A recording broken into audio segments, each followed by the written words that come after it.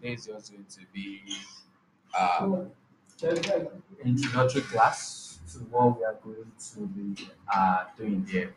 And once in check the file I was sent to you, we talk about web development. And when you're talking about web development, this is the process of you creating or building a site. And it's go more than that, it includes maintenance of the site too. So when you're talking about web development, it includes the creating and the maintenance of that site. The Facebook that you see today, that's not the way it is before. They keep adding or removing something or change the interface from the way it used to be before to what you are seeing today. The Facebook of 2010 is not the same Facebook that we have right now. So it's always in a development process. You start with the creating, then from the creating, then you move into the maintenance phase there. So web development in general is all about you creating or maintaining a particular site. And when you're talking about maintaining, that's when you can add something or change or add any features. Okay, they are told okay at work or when you're working, oh, this place, so the text that used to be there before, we want to update it to another text, or the pictures we are using here now, maybe like a week or 2 weeks, you are being out change this picture to another picture or move the picture to another place entirely. So that's it. We keep maintaining the site. Just like this, our Mayorvet's website here. So you can see what we do. Everything is here. But if there's anything we need to change, we just go there and we update the necessary thing. So the process of building all this thing is what we call web development. But when you're talking about the web development, it actually divided into two parts when you're looking at it from the development perspective. Because when you're dealing with websites, it has a lot of things that is attached to it, like the design aspect of it, which is where the UI/UX of the thing comes in. But we are focusing on the development part. So which means whatever the UI/UX you see, you should be able to translate it to a proper site that the user can work with. Because whatever the UI/UX is going to do is just a prototype. So that's why it is, because the user cannot use it. It's just there to show them what the final product is going to look like. But that's not the actual product. It's just for user to see what it's going to do. So you now will now be the one that will transform everything that is there to a proper site that people can now interact with. And the process of you doing that is what we refer to as web development. So which means whatever application, or whether it is application or it is website, it is running on your browser. It can run outside of the browser. And we have a lot of application that runs on browser. For example, like Facebook now, even though it's website, but it's still application because you do a lot of things with it. It's not just about you, seeing pictures. You'll be able to post pictures, interact with other people, and a lot of things that is going on Facebook there. So it's no more than a site where you can just go and just look for information and you leave. So, but when you are talking about the interactive application, those are the ones that you can communicate there. So the system will you pass something to it and it will give you back a response based on whatever you are sending into the system. And when you want to do this, I said the web development is divided into two. We have the front end and we have the back end aspect of the development, because it's divided into these two phases: the front end aspect and the back end aspect. Because for example, here now, look at this site. You see that we have colors, images, and everything. And clicking on this page on that text, see that it will take me to another page entirely, which is going to display the content on that page. But now look at this side here. This page, which I just click on, this is this book and resources now. There's an information here that is not like it is not static on this page. It's something that can change. So like this book now is something that is dynamic. It's something that we can just change, or change the title or change the price from whatever it used to be, or add another one to the list. But all this information that you are seeing on this page, where are they coming from? No, you are seeing the information here, but where all this thing are stored to? So how is it being retrieved, or how is the user saving all this information? That's where the backend comes in. But the displaying of this information to the user, how it's being arranged on the screen, That's where the front end comes in. And both of them coming together to now, form the real site that you see online. It's all the sites that have these two phase. Some of them they are just simple one, like the data there is always static, it's not changing. Those one you can handle it directly from the front end because they're only displaying the data and you already know the data ahead of time that okay, these are the things I want to show. Then just dump everything there. And that's what it will always be. You can't update it. The only time you can update it is to change the code and you will re-upload the stuff. But you don't want to do that when you are working on a real site. And there's no way you want to be changing it yourself from the code and you now upload. What is something that is changing every minute? Are you not going to be doing that? No. There should be a system that connects what the user is seeing and where the data is being stored. So this data now of the user that log into Facebook now, where is it saved to? All the pictures that you're uploading on Instagram, where are they being saved to? Or you log into another phone and you see that everything that you upload from one phone, you are seeing it on that phone again. How is that possible? It's because we have something referred to as backend, where all the data that you are doing, whatever stuff you are doing on the front end, those data that are being saved, they are going somewhere. But what is managing that somewhere, or what are they using to store all this information? That's where the back end of the stock comes in. And it's not just for web alone, because whatever experience you have here, you can take it to mobile, but it's the same thing. The difference is just the tools that you are using to build them. That's the only different stuff.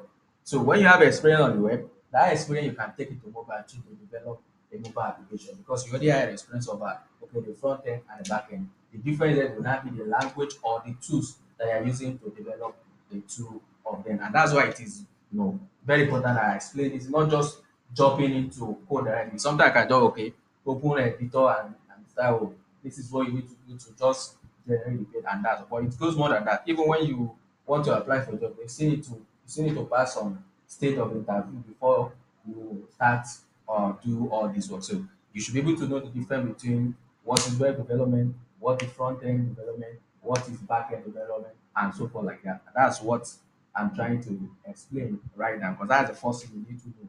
What are you trying to do? So what is your job here in the web development. So, web development is a process of you building and maintaining the stuff. But we have this in there. We have the front end and we have the back end. So back end deal with the management of the data and how it's being processed. While the front end deal with how the data is being displayed to the user. This information that I'm seeing here now, this is not how it's being stored at the back end. But it's now left for the front end to display to the user in a way that is going to make sense. No end user na nothing concern them about where the picture has been saved to or whether it is saved in US or it's saved in UK. I don't care. My own is that anytime I log into my profile, I want to see all my photos, whether you arrange them four on one line or one per line. I don't care. My own is just like I want to see my details. But where I did this saving saved to? When you're uploading, the thing is just telling that 10% has been uploaded, 20% has been. I don't care about where you are doing. My own is that you are giving me feedback on how the team is being transferred. But how do you manage that part? That's the front end. So front end close to the user, like you are the one that are closer to the user because you are the one that will display the necessary information to the user, like the image, the pictures, or the video, or the text, or the color is going to be red or white, or you want to move the text to the left or to the right. Those are the stuff that we're going to focus on. But it's not those that we have where you are dealing with development of your web application or the website there. Some of them they are depending on the backend. So and this is where the data are being saved and being processed. There are developers too that are going to be handling that one. And you now, which is going to be the front end, we're only going to focus on how we can display the information to the user. So what are they? When you have this kind of a stuff, how do I generate this text? Or how do I generate the logo? How do I generate the image? And at the same time too, how do I make sure it's of this particular size or the text you are seeing on top of it? What if I don't want to put it at this side? I want it to be at the bottom side, or I want it to be by the top right. Those are the stuff that we are going to focus on. But where is the data coming from? We don't care about the stuff. We are going to be using dummy data to just represent that. But it's part of what you need to know because as a front end developer, then you need to be able to communicate with the backend to get data because most of the data will come from the backend. Then you now will now transform it to a proper stuff that the user will see on the screen. So you as a developer, which is the front end one, you focus on the interface that the user will be interacting with. So the front end development deals with the area that the user interacts with. So the development of everything that is dealing with the user interface, that's what the front end development is all about. But when you're talking about the back end, I am this is where the managing of the data that is being used on the site comes in. I'm going to give you the I think you guys have been added to the group already. So I will send the slide. I have the slide so that you can just go through the everything I'm talking about. I've already prepared a slide for them that you can look into. As you can see here, so we have the web development, what I talked about, the front end, the back end. So for the front end, as you can see, this is the part that the user interacts with directly. So the area on the side that the user, when you want to log in now to your account, you put your email and password, and you click on sign in. It will tell you that please wait, which is checking. No, it's checking your details whether you supply the correct stuff or not. But where is it communicating to? To check whether the details you supply is right. That's the backend. So they'll be the one that will do all those necessary checking whether the password and the email matches the account in their database. So or whatever enter you kind of a register on the site, they will save your detail in database. Who is saving that data? That's the backend. And when you want to retrieve anything to be the one that will check whether you have access to keep that stuff or not. If you have access, you see it. If you don't have access, you see that the store will show you error. But who is displaying the error? That's the front end. Front end will ask the backend, does this person, so person, have access to this information? If it is, that one will bring the information back and it will display to the user. If you don't have access, it will return error, and that error will be displayed to the user. But how are you going to display the error? That's what we are going to focus on. How are we going to display a spinner that is going to show the user that okay, we're actually processing something. Wait for this backend to process whatever is in, and when it's done, I will show you the results. So that's what we are going to put our attention on then. And before you can do this thing, those are the way we are talking to each other now. We are using a language to talk to each other or to communicate. So here too, we have a language that you need to know in order for you to communicate with the browser to do something for you. Because everything that you are seeing on this screen is just you talking to browser that okay, display this image for me here, or at this place I want the color to be yellow, or at this place I want the color to be brown, at this place I want the color to be red, and so forth like that. Or at this place here, it is these kind of items that I want to display, where once they click, it will bring out this option for them to pick from the list. So you need to be able to talk to the browser to perform a particular task for you. And what are you going to be using? We have these three languages that we're going to be using there, the basic three languages that we're going to be using. The first one is this HTML. So we have the HTML. The second one we have there is the CSS, and the last one is the JavaScript. These are the basic language that you are going to use, or as a the front end developer there. These are the three basic language that you must start with. We know there are some other thing that comes in there, but these are the three language that you always use. Anything related to front end on the web, there is no way you run from HTML, there is no way you run from CSS, and there is no way you run from JavaScript. So what is HTML? We'll be talking more about it, but HTML is just the language that we're going to be using to generate every of the content that you are seeing on that screen. So here now, if you look at it on the screen, we have text, we have image, we have link. Link is something that you can click that take you from one page to another. So if I click on home now, you see that it will leave this page and it will go to another page. You are going to see how to create different pages. But what are you using to connect together? That's the link. But what are you going to type to do that linking stuff? Is the HTML that you're going to use, the language that you're going to use to talk to the browser that anytime someone click on this, this is where you want to take them to. So if I scroll down, it's even at the top here. So you can see there's a Facebook icon here, and this is a link, even though it's an icon that is there, but you can use HTML to talk to it. And anytime someone click on this icon, you want to take them to this particular place, and if you click on it now, you see that it will take us to Facebook directly. So what is going on there is HTML that you're going to use to talk to the browser what to do and where to take the user to when you are talking about link. Every site that you see online, every site that you see online, there's no way they are not using HTML. Even if they are using any other higher stuff to simplify the process, behind the scene, the only thing that the browser understands is the HTML, CSS, and JavaScript. No matter the tools you be using, that's what it's going to compile to. Even though it's going to help you to do some stuff, but it will combine everything together and compile it to what the browser is going to understand there. If you look at it here, to look at Facebook, there is this box where you can type. So it's HTML you are going to use to generate it. But if you look at it, it's having a particular line, the blue line, which is different from Mayor Vest there because their own line is different. If you go to another site, you see something like this, but the color are different. That's where the CSS comes in. Whatever the input that this Facebook is using is what TikTok is using, is what other sites are using. The difference between them is just the style, which is the CSS. So the CSS is what you are going to use to talk to the element. Okay, this is your normal, look, but I don't want that look. I want it to have this particular look. For example, here now, all this input doesn't have this edge that you are seeing here, but you can talk to it that, okay, I want it to be round like this. If you look at this Facebook one, you just see that it is small, but if you check other sites, you see that their own is way more round than this, but they are using the same element. The difference is just the way they are talking to that element through the CSS. So HTML, you use it to generate all the elements that you are seeing on the screen. And what do we call element?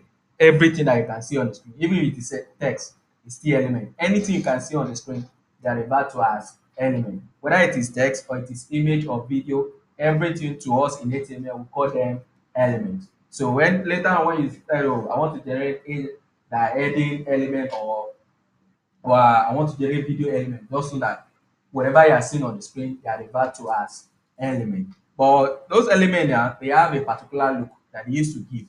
But you don't want that look for your own site. You want it to be another look. So you need CSS to add the look that you want. If you look at this now, look at this text here. So clicking outside, you see that the color here is different, and when you click on it, you see that another one pops up there and the color is quite different from the way it is. So the CSS that you're going to use to talk to it that anytime someone click on you, this is the color you are going to take. But when they are not there, just go back to your normal style or anything you want. If you look at this one too, the button you are seeing here is still the same button here. But if you look at this one is blue, while this one is green. So you see it's still the same element. The two of them is the same element, but they have different look. But how do you do that? It's CSS. So you talk to any element the way, even if they are the same element or the same stuff you are using to generate them, but through CSS, you can talk to this one that you behave like A and you behave like B. Even though it's the same element that you use to generate them, the same thing you use to generate them from HTML, but through the CSS, you make them to look different. Like if people are seeing it, someone that is not in that field is seeing it, they'll be thinking it's something else that generates like they are not the same thing. But to you, they are the same, just that the CSS is what is different there like that. And the last one is the JavaScript, which is like you know the crazy one among them, and is the one that give you interaction. So we have HTML to generate element, we have CSS to apply styling or to change the interface or the look of the element. Then we now have the JavaScript that add interaction to the element. So what JavaScript does is to add interaction because almost all these elements here, or some of them, you don't really know what to do. If you click them from today to tomorrow, the element doesn't know what to do. But how do you talk to the element that, okay, anytime someone touch you, I want you to change the color of something to red, or anytime someone touch you, I want you to close something or to open something in another place there like that. For example, now look at this one here. Anytime you click on it, you see that it's going to do something which closes that mode. Something appear on the screen, but after clicking on the X, it disappear. So there is an interaction here, which is JavaScript work. And what is there is that JavaScript talk to that element that, okay, anytime someone click on you, what you need to do is that box that open, we want you to just close it out.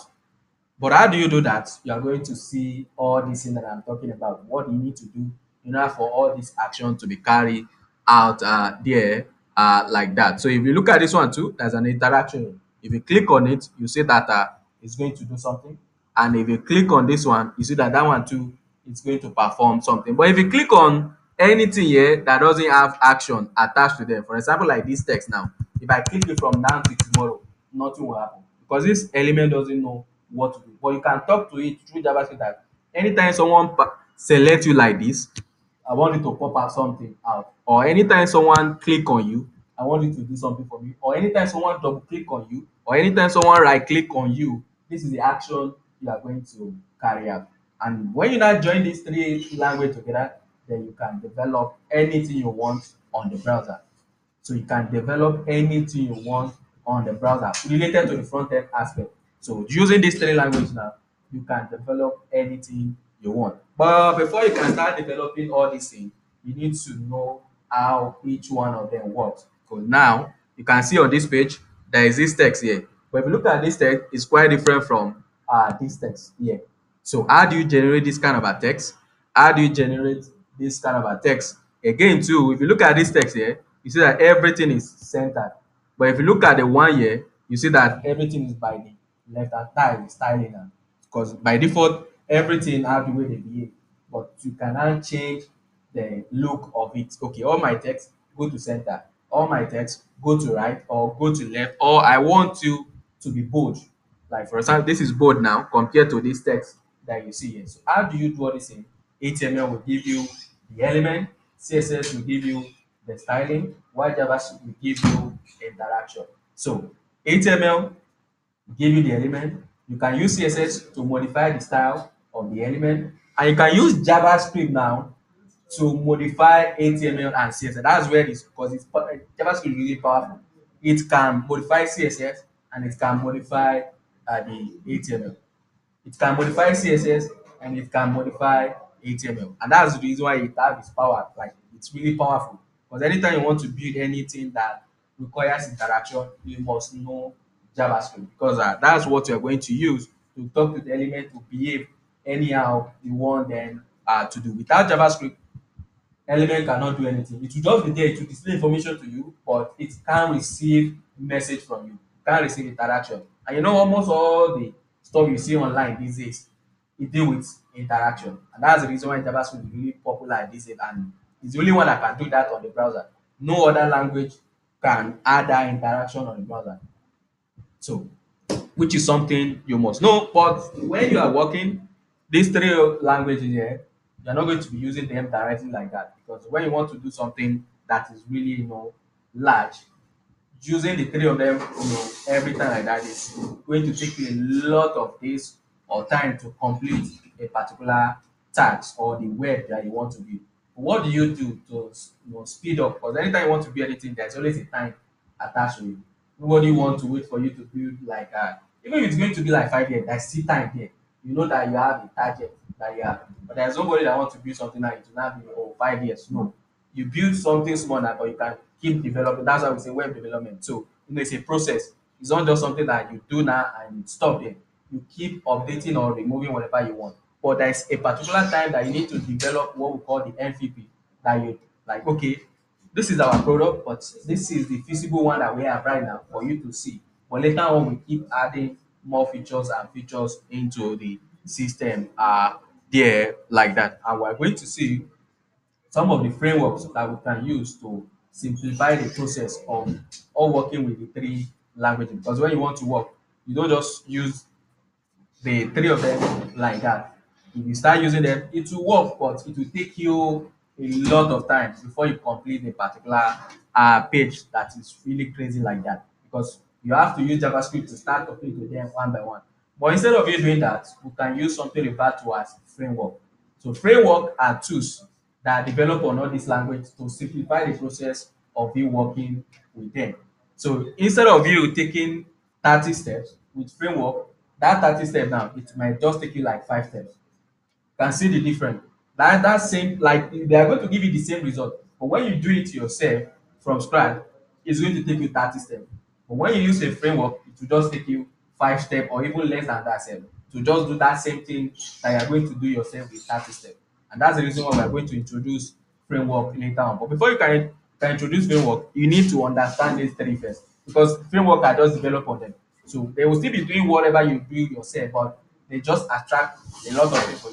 Like you call one stuff and it's going to do like 10 tasks for you behind the scene. But that one stuff you are calling will be using what you already know from these three language already. But if you don't know anything about them, we just jump into framework, then to start looking as if I'm doing one Chinese stuff there like that.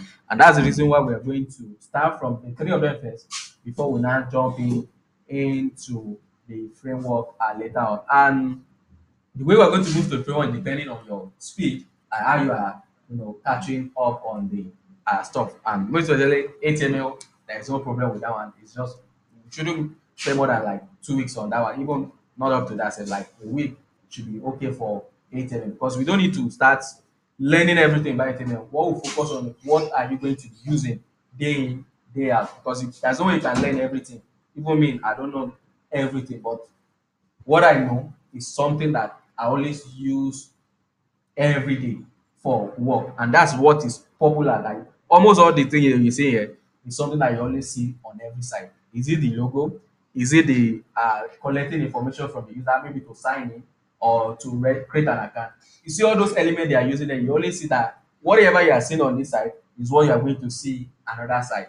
The difference between them is just the styling that they apply on it. For example, here now, if I open TikTok too, you see that they have the same thing. So let me go to TikTok and drag it to the side of this Facebook. You see that we have this input here for the email or phone and the password. So if you go to TikTok too, you see that they still the same thing that they have it.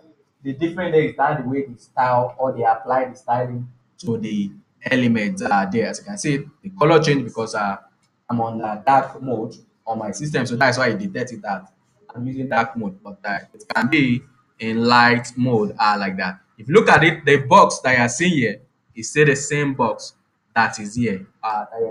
The difference between them is how you apply your CSS. So if you check the element that they are using here, which you are going to know all this in later on, because I can actually check the code.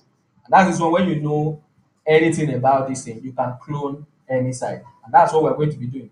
We're going to have some site that the designer, our job is now to recreate it so that we know, okay, we know how to build our site. In case anybody give us any design later on, oh, this is what I need to use to generate this kind of element and so forth like that. Not that we start doing something from our end. No, we look at a particular design, then we try to recreate it with everything that we've learned them. So from there, you keep developing more and more. Not that you just start creating something for your no. When you are learning, you look at a popular site, then you try to recreate them by using what you've learned there like that. And that's how it works. And if you look at it then, if I yeah, so this is the code now that generate this particular stuff. You are going to know about this in later on once we get to the HTML part. So this is an HTML stuff here. I don't want to mention the name of this thing here. So once we get there, I will talk about. But normally we used to call it tag, but I will explain more when we get to the HTML. So if you look at this thing now, the same thing that Facebook is using here. If you check TikTok and we try to inspect the code for that one too, you see that you are going to see the same thing. The difference between them is just the whatever style that they apply on the element. And as you can see, something happen now after clicking on this thing. This one pop out. This is JavaScript behind the scene because it add interaction to the element. After clicking on this thing, it bring out this box. If I leave, you see that that one too will disappear. But once I enter, it will come back. So something has been added behind the scene. Okay, anytime someone click on you, this is the action I want it to carry out. And as I'm typing here, you see that it will keep updating the text that is here. How does something here or something here knows about what I'm typing? That's JavaScript going on behind the scene, which is connecting everything together. But if you look at it, the shape it's kind of like rounded here and it's placed on top of other content.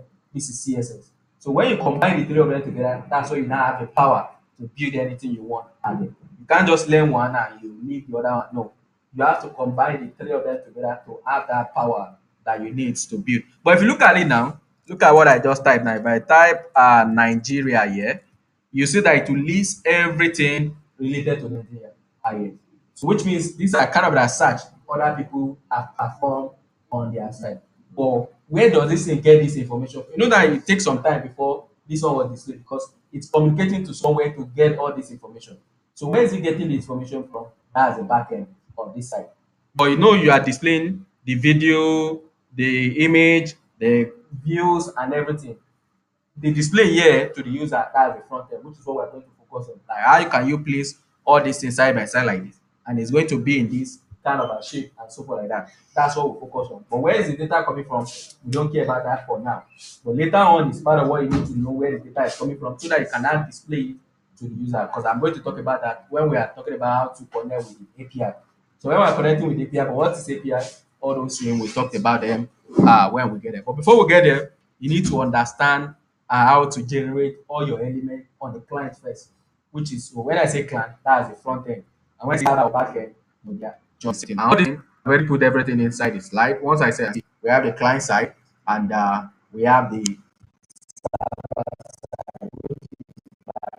these are the registered words that we use in this our stuff. So anytime someone says server, it's still the same thing as backend. Anytime someone says client, it's still the same thing as the front end. The client is where the user is saying. Backend, nobody can see that, but you still interacting with it. So it's the front end that will now connect the user to the backend. So those are what is happening here. Type Nigeria. Where all does all this thing come from? That's the backend. And browser will actually show you where all this thing is coming from when you are experienced like in this thing. You can actually see how the thing is coming in by using the tools that the browser is giving you to see how your front end is communicating with the back end. If I want to see where this thing is coming from, I just need to go to the site for the network. For now, because we are not there yet. This is an advanced part. Or you too, you are going to get to that and you'll be able to read whatever the browser is doing, whatever that is for like that. So everything that is happening on this page, the thing will tell you the thing is getting, like the front end is getting data from. You see the URL and how the data is coming back. So if I expand the stuff, you see the status, you see the file, and type something here again. As you can see that some stuff pop out again because it's going there to go and fetch the information so that I can display it to the user. Press space again. Can you see? You see that once I do anything here, it will call that place that okay, someone that this person that already typed this, give me the information about it. And when that information is back, you now see it on the screen. But nothing concerned about the user with what is going on here. What user want to see is this one here. You as a developer, that's the one you focus on all this. Like you must know how the data is coming back and how you are receiving the data and so forth like that. But to the end user, nothing concerned. That one is for the application to work. You don't care about how you are getting the stuff. So like that. But these are the stuff that is going on behind the scene on the browser are there like that. And just like what I mentioned before, if I spread the code, like to see the code that is generating that box, whatever stuff, you see that what we saw there on this thing, still the same thing we are going to see here like that. Can you see? See that? Look at it. What's the name here? Impute. If I go to Facebook too, can you see? It is impute. So all the sites, they are using the same HTML. The difference between them is just the styling, the CSS you apply. See the same CSS you'll be using, but the value you are giving to, my own, I can say my own should be red, while Facebook will say their own should be blue. But the same thing we are calling, the final value we are giving to it is what is different. So which means once you know anything about it, you can come to this place and clone this page here, which is going to even like it's going to look like this. And anybody that is not into this kind of stuff, they will think it's just Facebook. Not knowing that it's you that created your you created your own Facebook here like that. So that's the stuff because all sites use the same element. And once you know about the element, once you see this thing, you already know the elements to to call there, and that's what we are going to be doing. You should be able to once you see any site, this is the element that they use to generate something like even though they've already started, you already like you are familiar with this. So this is the element that they use. Because anything like this, you already know that it should be a button like that. Because something that is clickable here, we call it button, and that's an element you can use or the tag that you can use to generate that. If you inspect it and if you are using correct stuff, you see that what is here they're going to be button there like that. Because in HTML, you can style them anyhow you want through CSS. Even if something is not button, you can style it to look like button. But as a developer, just because you can style it to look like button doesn't mean you should be using wrong stuff at the particular side. So all these elements they have where you need to use them. You don't just use them anyhow. But first, we're going to talk about all these elements, and later on we'll now be talking about where you can use them. But you can't just call them anyhow. Like if you want to display information and you're not using input, it's not making sense, because when you want to display a text for the user, we have a particular element that you're going to use to do that, or tag, which I'm going to jump in into later on like that. So where is this? You can see there's a lot of things that they combine together to form the stuff. So they style it and it works, but that doesn't mean it is right, because they did not use correct tag there. Anytime you want to do anything like button like this, it should always be a button tag like that. But they are not using that because they are telling it to do some, they have another element. But what is this element? You are going to know about it when we start that coding. So you already know what is front end, you know what is back end, even though we're not going to be touching the back end, you know the web development there. But now, how do we start our front end? Now, you know, we said what we are going to focus on in the front end. So how do we start it? So the first thing you need to do is to have your environment. You know, anything you want to do, you need to have where you are going to carry out the action. Like this office, like the main office now, before you can carry out your vision, we need office to perform all these actions. So here too, before you can start building any website, you need to set up your environment. And the number one environment is your laptop or your machine that you want to use, whether it is a desktop or it is laptop or anything, as long as it is computer. And it can be window too, or the operating system can be window, can be Linux, or it can be Mac OS. As long as it is computer that can install the necessary tools that you need, then you can do anything. Even your phone, you can develop it, just that it's not advisable, because you know to type things there doesn't look professional. You can do it there too, but you know the time is going to take you to start typing all the code. So it's not really advisable. But you can actually develop on your phone too. If you are someone that is fast, that can type on phone, it will still work. So you need that environment. And once you have the environment, the next thing is to install the necessary tools that you need. And one of the tools that we need is the editor. So the first tool that we need is the source code editor. So the first tools that we need is the source code editor. So we have something referred to as a source code editor. Here. So what is source code? Source code is whatever stuff that you type that generate all the content that you are seeing on the browser. You know this Facebook now, you see all the button and everything. But there is something that they type that generate all those things, which is what I show you. That's what I'm trying to check what they actually. So that thing is what we call source code. Because that's the main source that generate everything they are seeing on the browser. But what are you now using to actually type that stuff is what we call the source code editor. You know we have different editor. You know you have the word editor, which is what you use to edit Microsoft document. You know you have PDF editor, which is what you use to edit PDF and all. But the one we are focusing on is known as source code editor, because that one now it is designed for managing your code, whether it is front end or it is back end or any other type of application that you want to build. We have a specific editor for them that you can use to generate all the necessary code. And what are the advantage?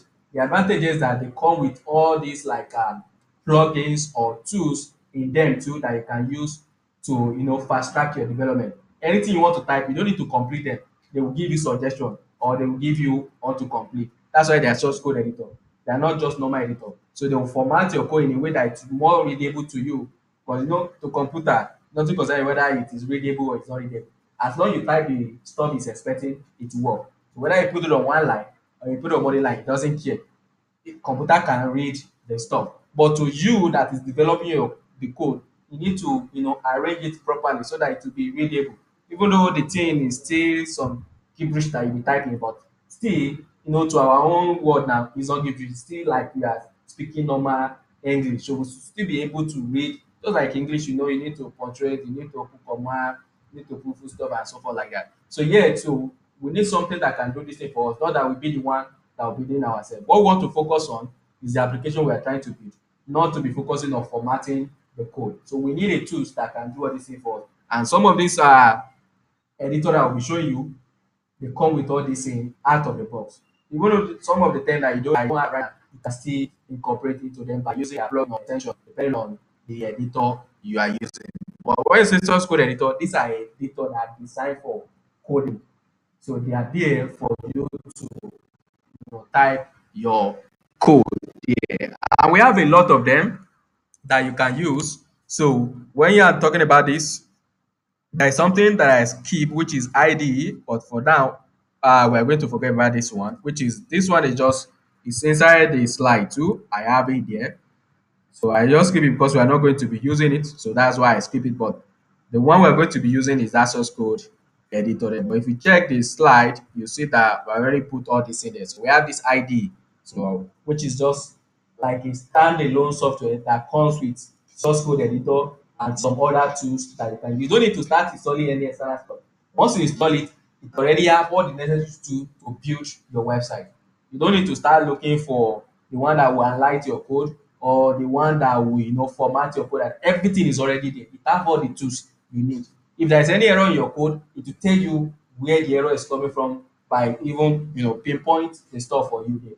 So it have everything. You don't need to start installing any external stuff. That's what we call IDE. So they are integrated development environment, and it's just normal software that install on your system. But this software come with a lot of tools, and that's the reason why it's not advisable when you are starting to use them, because they come with a bunch of things that you don't really need when you are starting. And again, too, if your system is not strong, it will start slowing down or hanging, because this thing when it starts is booting a lot of application too behind the scene.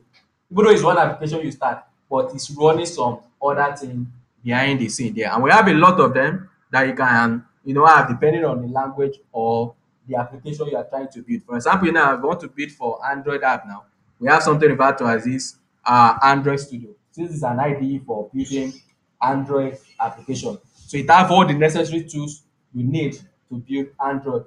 So to build it from your computer now and transfer it to your phone, it have all the necessary tools that you need. So this is Android Studio here. Another one that is here, I have another one here known as WebStorm, just like the name web. So this one help you with web development stuff. Any language that you can think of that is related to web, it has everything.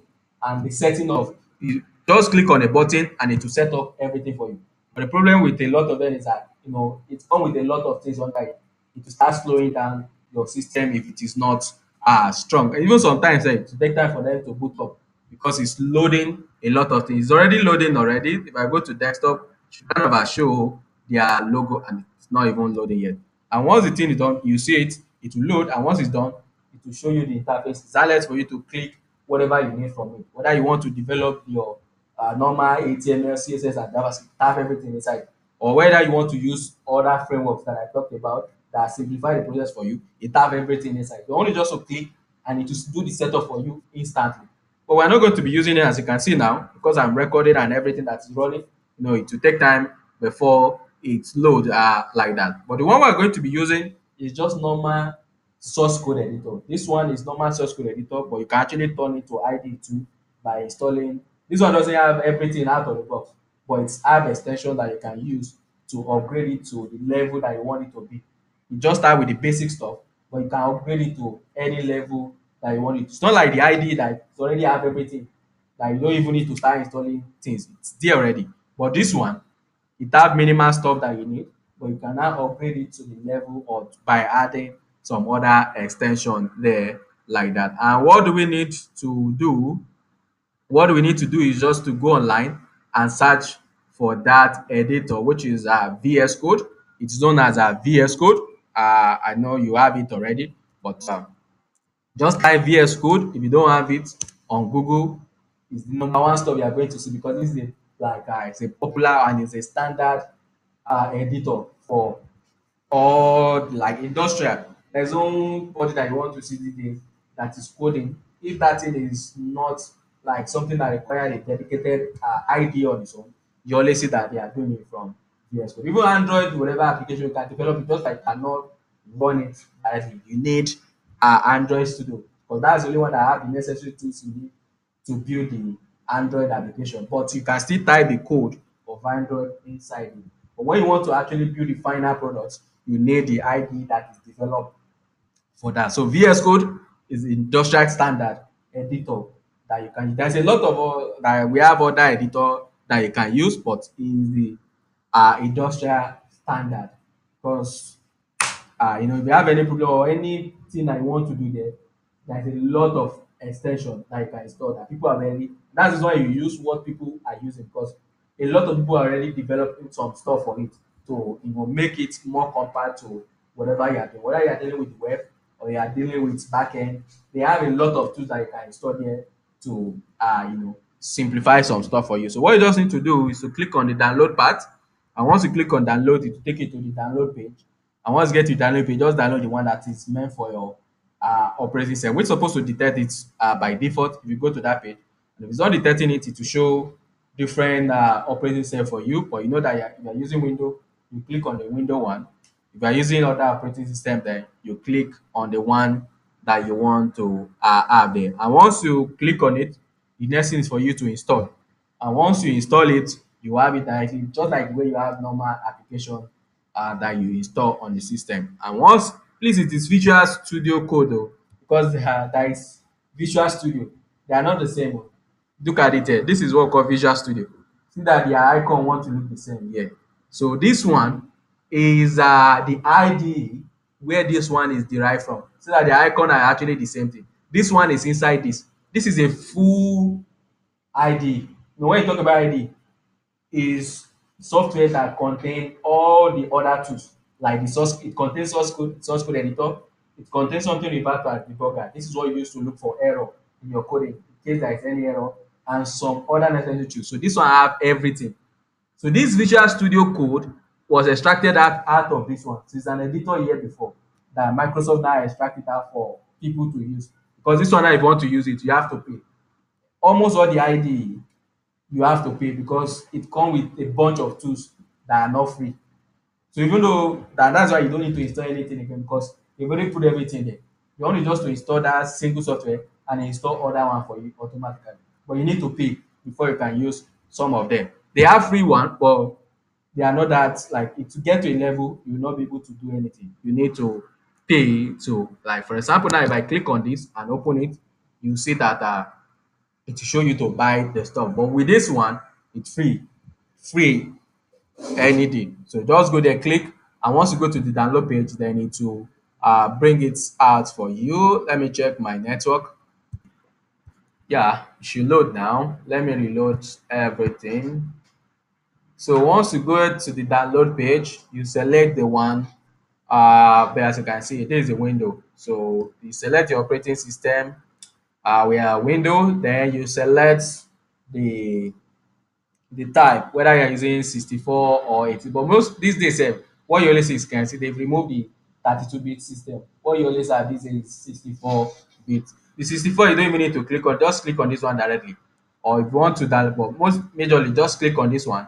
It will download the installer for you like that. And once you get to your system, you follow the normal procedure of installing any application. And once it's installed, you just need to search for it in your window this in there. So startup, and you can just type VS Code, or you can type the stuff in full. It will bring it out for you if you have like it. So as you can see, Visual Studio Code like that. And once you click on it, it's going to open up, which is something I already opened down here already. So this is how it's going to display with some changes, because here I've already customized my own. All this one here is not everything that is going to present on your own. The one you are going to have is this. This one is always constant. This first one here, which is known as Explorer. So you always do later on Explorer. So another one that is you're going to see at your own side here is this search. Another one that is going to be there is this extension here, which is where you are going to extend. And that's how I was able to change the interface on my own.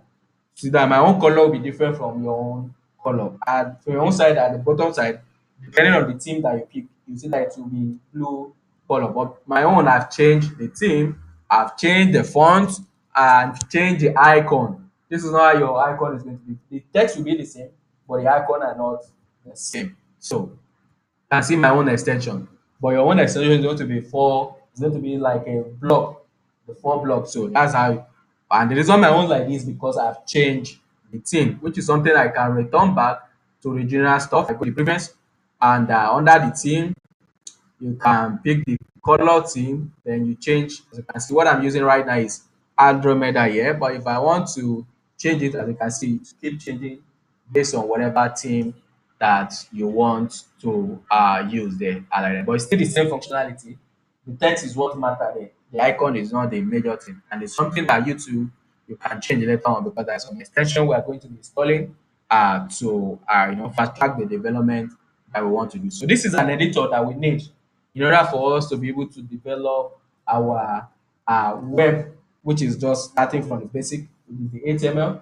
Then from there we progress to the CSS, and from there we move into the JavaScript. And once we are done, we'll be combining them. As we are moving, we'll be combining them together. Not that when we are done with HTML, we just go directly to CSS and we are not going to be doing it. There's nothing we want to do with CSS that will not be related to HTML because CSS is modifying the HTML. So if you don't have the HTML, there's nothing you want to modify. Again, so when we get to JavaScript, whatever JavaScript you want to do, it will be affecting HTML and CSS. So we'll still be talking about them. Just that the attention will be more on that language that we are focusing on that at that particular time there. So this is VS Code, and this is how when you install it, it will bring out a screen for you to choose a theme that you want at there. But because this is not the first time I'm using it, so if you look at it down here, that all the recent stuff that I've opened from your own side, you are not going to have this if you've not opened anything before. But once you open something, you see it under the recent, so that you can quickly click on it without following this process that you follow when you open the store for the first time that day. But anytime you open something and you close it, you are going to see them under this. And if you can't find it, just click on more. As you can see, there's a lot of things that I've opened on my own VS Code. And if you still cannot see it there, then that's where this option comes in there, which is something you are going to use for the first time because you won't have anything like this, like that. So what you need to do is to go to the file, and the reason I'm going to the file is because I can actually close this welcome. As you can see, everything here is like a tab. You can open different things side by side like that. So if I close this welcome now, you see that none of this info will show again. So it's something that you can do directly from here, but you only see it under this file. So you can do it here, you can do it here, and again, when you click on this stuff, if you don't have it, you can do it here too. But this is what we need. We need to open a folder, and this is how you can enjoy VS Code. You can actually open the file you want to work with directly. It will do whatever you need, but it will not give you all those the goodies that you need to work with the entire project that you want to deal with. You don't just open single file. What you do is to open the folder that holds the project that you are working with. So when you want to build, maybe you are building your portfolio now. There's going to be a dedicated folder that have all the necessary file for that your portfolio. When you want to work on another project, there's going to be another folder that is meant for that project. And that's how you do it. You open the folder that is meant for a particular project in your VS Code. And once you open it, you can now manage even to create file, delete file. You can do everything directly for your VS Code. It has a lot of tools inside it. You don't need to start leaving VS Code to go and do some stuff outside of it. Maybe you want to create a file inside that folder now. In some editor, you have to leave that editor and go and create it outside of it. Then now come back. But VS Code, you don't need, once you open the folder here, you can do anything you want inside VS Code. And that's what I'm going to show you. And tomorrow now, we now start with the normal HTML, CSS. No, we can't get to CSS. We start with our normal HTML. But today is just like introduction to what we want to do. But before you start doing with stuff, you need to know how to work with VS Code because it's very important. You need to know how to navigate your way around VS Code because this is what you always be using all the time when you are building anything. And you need to know how to, what do you need here? You need to know how to move around from one file into another one, how to create a file from VS Code, how to create a folder in VS Code, and so forth like that. And what do you need to do? The first time you open your VS Code and you don't have any project open, what do you call project? Project is just a folder that contains the necessary file for that stuff you are building at that particular time. So if you don't have anything open, this is how it's going to be on the Explorer here. So this Explorer, you can think of it as a normal Explorer you have on your system. Whatever you can do with the Explorer here, you can do it here too. And that's why you don't leave VS Code to go and do things outside. That's already incorporated a lot of things you need inside it. And whatever you are doing here is happening in your system. To know that it's doing its own and your system is doing another thing. So whatever folder you open here and you do anything with it, if you go to your normal Explorer, you see that all those changes will be there because it's just a copy of what is there. It just make it simpler for you. Instead of you moving from one application to another one, you do it directly on that VS Code. And anytime you are working on a project, or for now that we are doing training, so you are going to have a particular folder on your system where you are going to save everything that are going to be working with. Because my own class, you are going to be having as you are done with each class, you are going to be having assignment to test what you've learned in that particular class. Because that's how you learn. It's not just about you listening alone. You in this world, in this our world, you must type yourself. Not like you do copy and no. You have to use your hand to type because when you are listening to this thing, it's always sweet. But when you want to do it, that's when you start like, oh, what did he type here? Oh?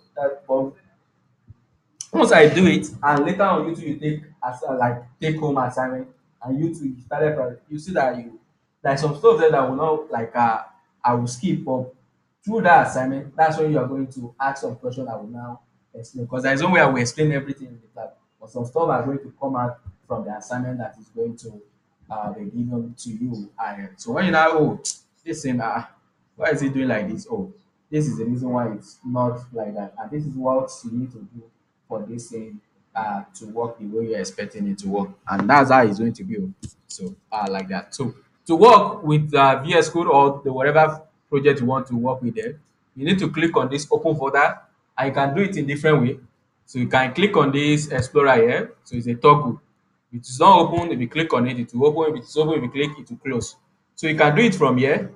And this one I'm showing you different method because some of them might not be available, but this one will always be available like that. So the file here, but this one might not be available. As you can see that you can open folder here, but if you close this one, see it's no more available again.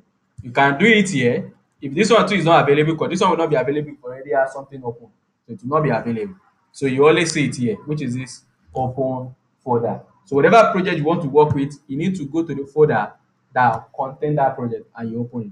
But for training, I have where I used to put everything. And yeah, and that's how we want you to always work too. Whatever stuff you are doing, you should have a structure. Like whatever you want to do, you don't just put anything anywhere on your system. You should have a dedicated folder for a specific stuff that you want.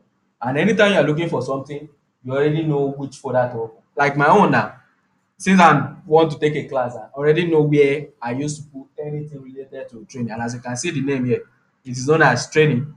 And under it too, can you see that they are still it's still subdivided. So this is where I put all the design that you're going to see later on when we get to that CSS part now. We're going to see different design that we can use to practice.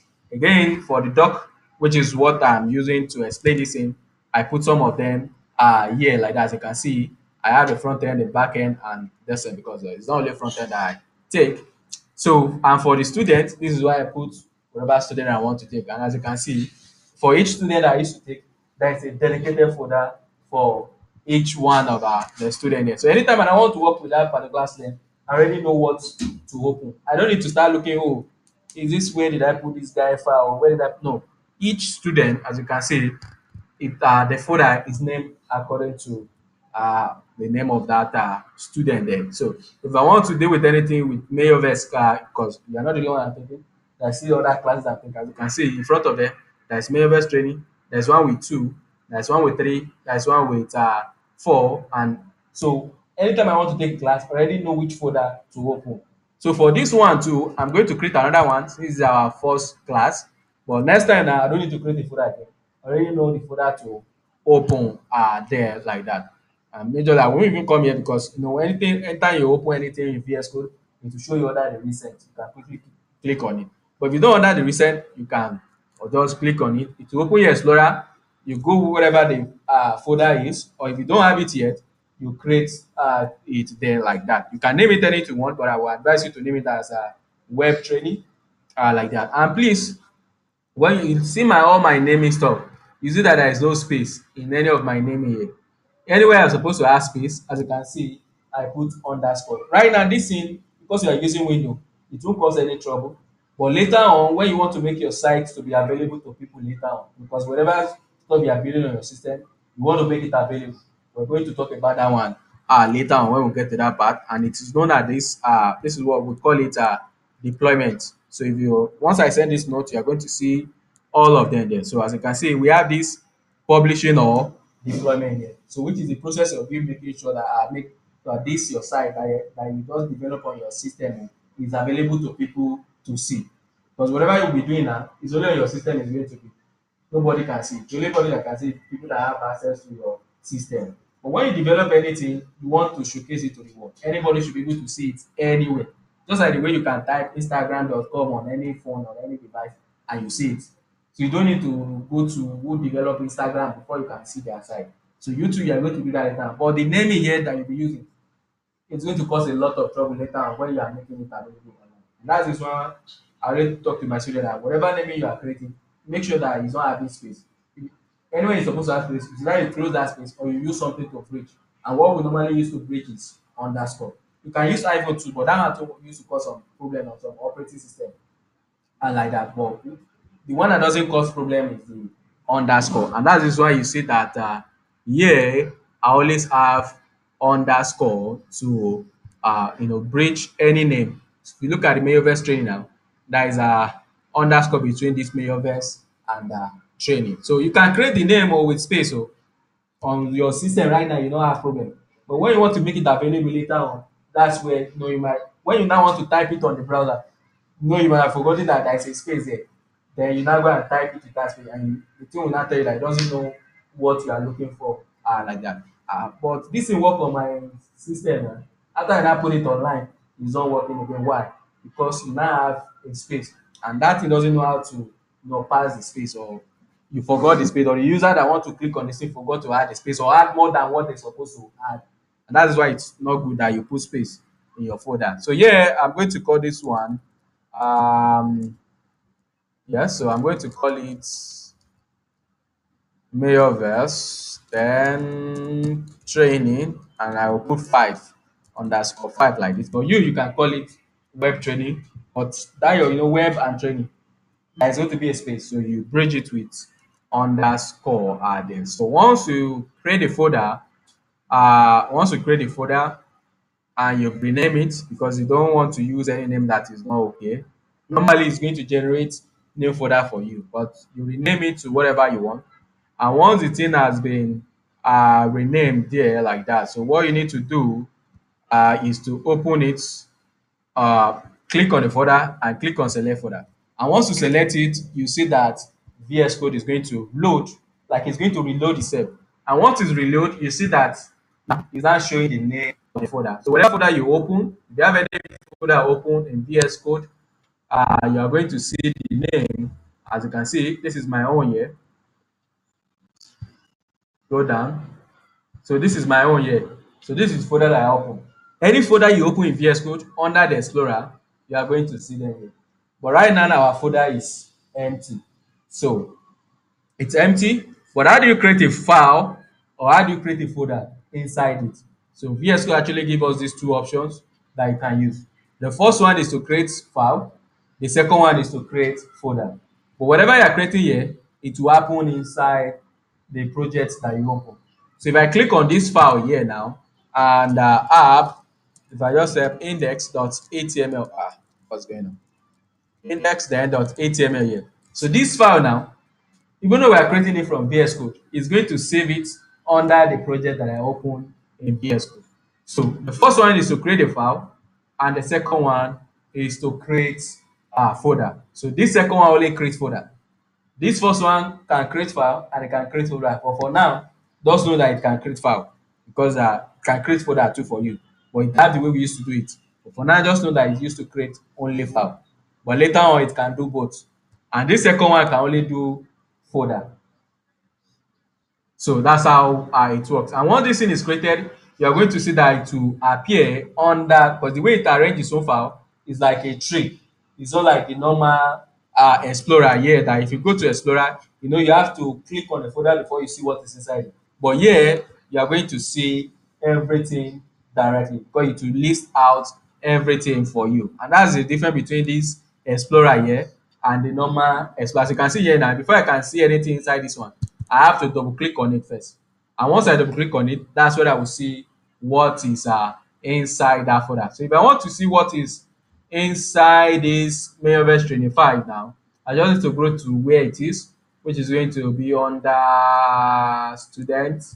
And inside student, I'm going to have Mailverse 5.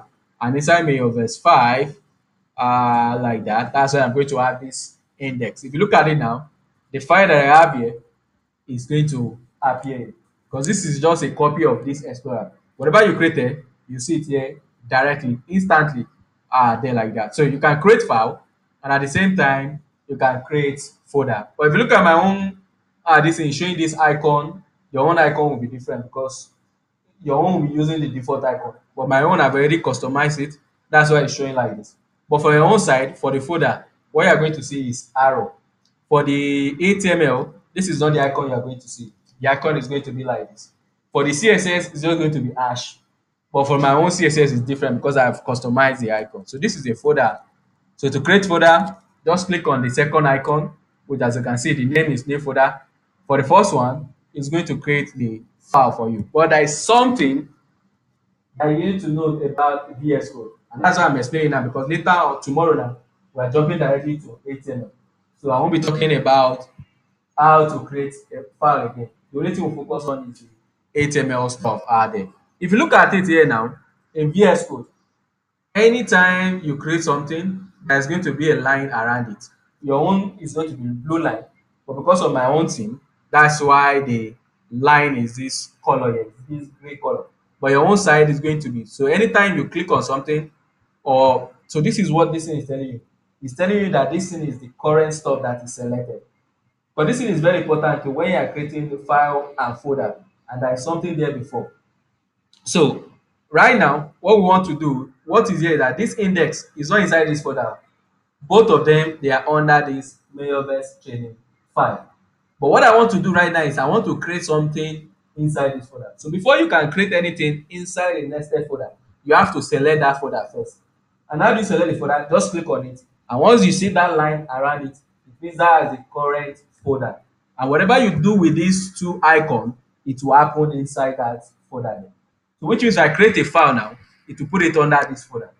So if I create a file, for example here, I just put a app.css like this. You see that this thing here now is now under this folder. Look at the shift inside this one. But if you look at this one, they are on the same line as this. So it means they are inside the same parent. This thing is very important. I will explain later on when we get to the linking part too. I will still explain this thing, because it is very important that you know how VS Code is arranging the file. Because the way the file is looking like here, that is not the same way. Can you see now? See that we can see app.css here. But in normal Explorer, you cannot see it.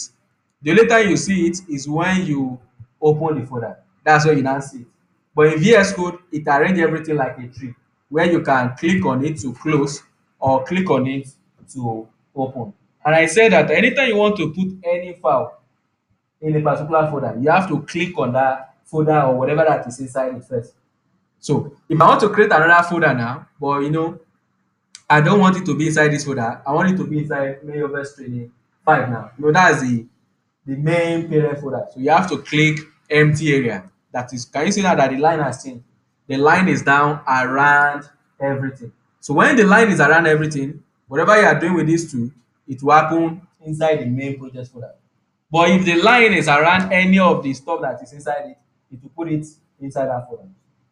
If the line is around any folder inside the main project folder, that's where it's going to create the file or folder. But if you click any empty area, it will select the project folder itself. And project folder is whatever the name you are seeing at the top here. So this is the project that you open. So if I open another project, you see that the name will be different, which is telling you the actual folder you are currently working on at that particular time. But that folder it has all these other files inside that you can manage in VS Code. If there's a mistake with any of the name, just right click on it. You see that you are not going to have a lot of all these options, but you are going to have this rename, which you can use to change the file or the folder to anything that you want. And if I want to create another folder inside that parent now, just click anywhere here, click on it, and this one can now be CSS, because I'm going to have a folder like this. We're going to have the CSS folder that talks about CSS. Again, when we get to JavaScript, I'm going to have this JS folder that talks about JavaScript. And again, here, which is what we're going to be focusing on tomorrow, the HTML folder. This is where we're going to put, because I would always love to, structure my things so that anytime you're looking for anything, you already know where to go to get what you're looking for. The same ones that you do it like this, you can just be typing anything you want, but the structure is not going to be there. When you're looking for something, because you're going to have a lot of stuff, you don't want to keep scrolling up and down before you start, see what you're looking for. Yeah, now, anytime I'm looking for anything related to HTML alone like that, I know that I will see it here. Once I just open anything that will talk about HTML, it will be there. So when we're talking about CSS, everything is going to be here.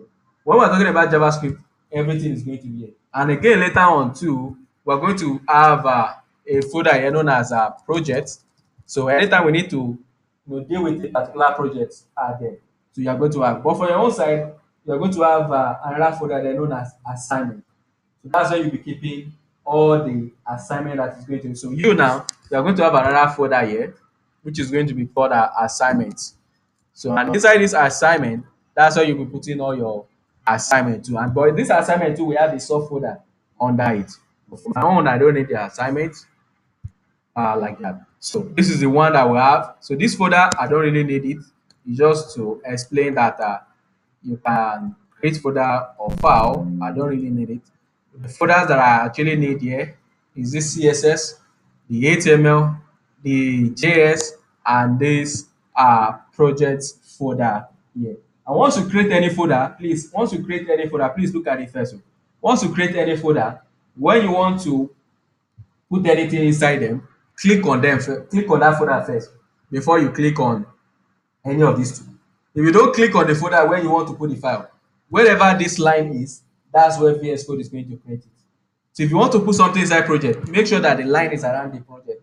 If you want to create something inside HTML, make sure that the line is around HTML or any file inside it. So whether you click on it like this or you click on any file inside it, it will put it inside HTML, inside that folder. So if I want to put any inside CSS, click on it first. Then once you click on it, then you can generate whatever you want to put inside it, whether it's folder or file. So for example here, style, it should be small letter. So style.css like this. As you can see, it's created the stuff under CSS. If I want to put anything under JS, click on it first. Let that line be there. And once the line is here, click on this thing and you put whatever file you want to put under it. This thing is very important because you must know how to work with the file structure in VS Code, because you'll be doing this in a lot. So you'll be doing it in a lot because any file or assignment that's given to you, you need to create them in VS Code. What you want to do, you have to create them in VS Code there like that. So and this is going to be all for today. It's just introduction to what we're going to be doing, the web development, what is web development, what is front end, what is back end, and we talk about our environment setup, and at the same time, we talked about how to open project folder, and at the same time too, how to manage the project folder. This is what we have been doing to manage, because we are managing the stuff by creating folder of files that you need for that particular project there. And tomorrow we are going to start with our first language, which is the HTML. So tomorrow now we'll be able to generate a page. What is page? I'll talk about it tomorrow there. So what do you need to do to generate a page? And what do you need to type inside that your page there? So we're going to talk about them tomorrow there. So let me stop the video.